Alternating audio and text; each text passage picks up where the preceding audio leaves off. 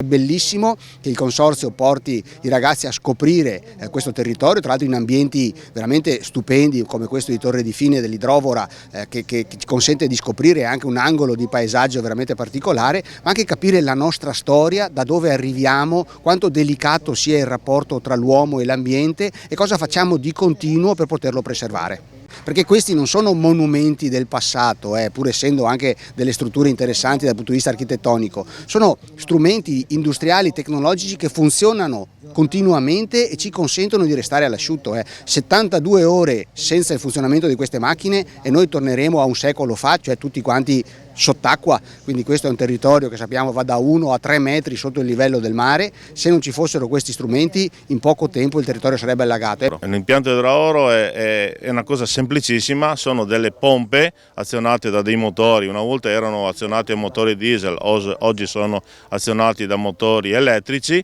che fanno altro che innalzare l'acqua da un livello più basso che è all'interno dei canali di bonifica e di innalzarlo a quello che è la quota del mare praticamente. Noi oggi questo impianto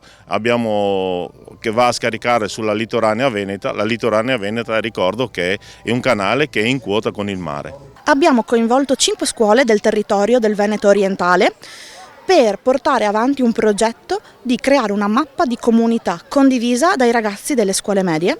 Quindi abbiamo fatto una lezione introduttiva in ogni classe spiegando il ruolo del consorzio di bonifica nel territorio e spiegando come la bonifica sia un argomento estremamente attuale ancora oggi e come sia ciò che plasma realmente il paesaggio nel quale viviamo tutti i giorni e nel quale esistiamo.